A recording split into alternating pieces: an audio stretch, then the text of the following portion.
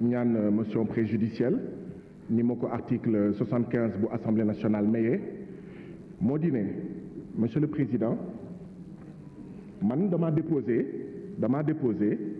le 19 février 2024 benn proposition de mise sur pied d'une commission d'enquête parlementaire pour xool saytu winu budget Assemblée nationale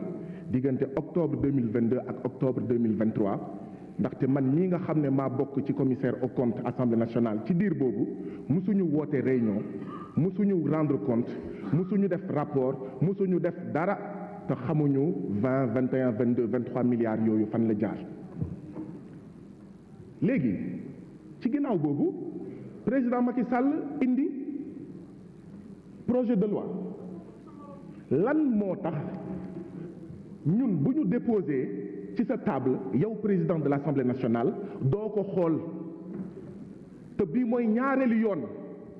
première fois bi mooy samay mbokk député PDS ñu indi fi commission d'enquête parlementaire fekk fi sama 10 commission d'enquête parlementaire yi ma déposé entre octobre 2023 ak décembre 2023 yow président Assemblée nationale ak sa bureau ak sa conférence des présidents ak sa majorité parlementaire ngeen pousse 10 commissions d'enquête parlementaire yooyu xool ba su waa PDS bii mooy deuxième fois nga koy def nga teg ko fan monsieur le président de l'Assemblée nationale nga teg ko fan ndax dafa am ñaari député ndax dafa am député am ndey ak député amul ndey lan moo tax fii ci Assemblée nationale ñun bu ñu déposé doo ko xool te bu ñeneen déposé nga xool ko loolu du yoon ndaxte règlement intérieur bu Assemblée nationale da ko dàq loolu moo tax ma ne comme du ko xool nag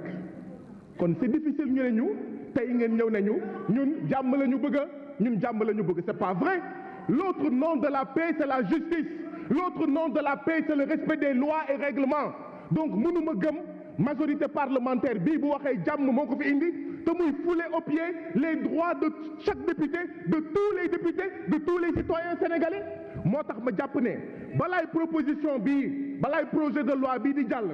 da ngeen waroon wax dara ci sama proposition de mise sur pied de commission d'enquête parlementaire balaay projet de loi bii déposé naa le 7 mars 2023 une proposition de loi pour la modification des articles L29 L30 et L57 du code électoral principe la ñuy doxee c'est pas parce que da ngeen di wër fu nekk di fen naan projet de loi bii pour Sonko la pour Pastef la pour détenus politiques yi te dara du ci dëgg moo tax ngeen foog ne du ma ñëw fii pour wax leen ne da ngeen war a respecter samay droits de député da ngeen war a respecter samay droits de député monsieur le président de l'Assemblée nationale ce n'est pas normal tout à l'heure vous avez fait une précision à mon collègue Sanu Dione j'attends une précision de votre part pourquoi systématiquement quand on dépose des propositions de loi quand on dépose des propositions de commission d'enquête parlementaire vous les foulez aux pieds vous ne les regardez pas et quand mes collègues du PDS déposent vous les regardez quand le président amène vous regardez ngeen teg ko fan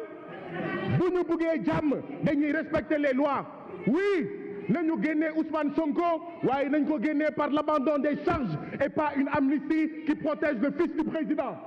oui nañu génnee tous les détenus politiques parce qu'ils n'ont rien fait mais pas une amnistie qui protège le président son fils ses hommes et ses femmes demain